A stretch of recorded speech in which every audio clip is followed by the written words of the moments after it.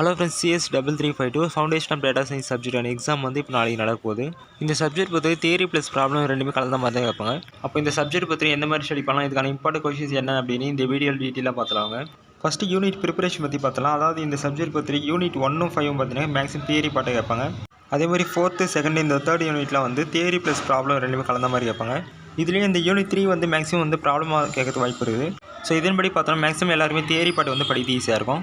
அப்போ யூனிட் 1ம் 5 வந்து first preparation பண்ணிங்க. நெக்ஸ்ட் இந்த 4, 2, 3 வந்து கடைசியாக பார்க்கலாம்.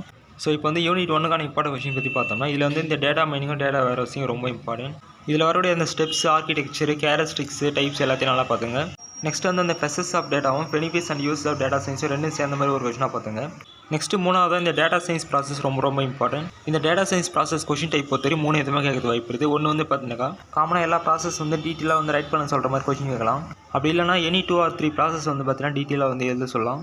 அப்படி இல்லைனா செலக்டிவாக அவங்களே வந்து எதனா ஒரு ப்ராசஸோ 2 ப்ராசஸ் கொடுத்து அதை பற்றி டீட்டெயிலாக வந்து எழுத சொல்லலாம். இதில் ஃபஸ்ட்டு 2 டைப் பார்த்தீங்கன்னா ப்ரீவியஸ் 2 செமஸ்டர் எக்ஸாம்னு கேட்டாங்க. மேபி இந்த டைம் வந்து பார்த்தீங்கன்னா செலக்டிவாக கேட்கறது வாய்ப்பு இருக்குது. ஸோ இந்த மாதிரி கீழே கொடுத்துருக்க மாதிரி அந்த இம்பார்ட்டன்ட் டாபிக்ஸ் நல்லா படிச்சுங்க. அதாவது இந்த டேட்டா ப்ரிப்பரேஷன் ப்ராசஸ் மட்டும் தனியாக கேட்கறது வாய்ப்பு இருக்குது. அப்புறம் இந்த defining research goal, how to build the model, இந்த மாதிரி கொஷின்ஸ் கேட்கறது வாய்ப்பு இருக்குது.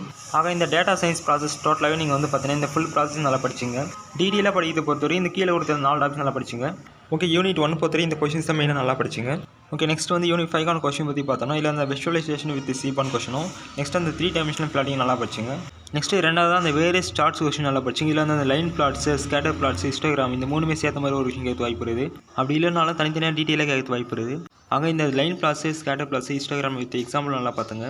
நெக்ஸ்ட் மூணாவதாக கொடுத்துரு அந்த legends, subplot, density and contour plot question வந்து எக்ஸ்ட்ரா நல்லா படிச்சிங்க. நெக்ஸ்ட் யூனிட் 4 பொறுத்தவரை அந்த கொடுத்துருக்க டாபிக்ஸில் இருக்கக்கூடிய தியரி கொஷின்ஸும் ப்ராப்ளம் நல்லா படிச்சிங்க. நெக்ஸ்ட் யூனிட் 2 பொறுத்தவரை இந்த types of data, types of variable first question பார்த்தீங்கன்னா தியரி கொஷினாகவும், ரிமைனிங் கொஷின் வந்து ப்ராப்ளம் ப்ளஸ் தியரி நல்லா படிச்சிங்க. நெக்ஸ்ட் யூனிட் 3 பொறுத்தவரை இந்த கொரிலேஷன் கோஎஃபிஷியன்ட் டாபிக் வந்து ரொம்ப இம்பார்ட்டன்ட். இந்த டாப்பிக்கில் இருக்கக்கூடிய ப்ராப்ளம் எல்லாத்தையும் ஃபஸ்ட் நல்லா கவர் பண்ணுறேன். நெக்ஸ்ட் ரிமைனிங் கொஷினுக்கான ப்ராப்ளம் எல்லாமே நல்லா பார்த்துங்க. ஓகே, இப்போ வந்து 5 யூனிட்டான இம்பார்ட்டன்ட் கொஷின்ஸ் பார்த்துட்டோம்.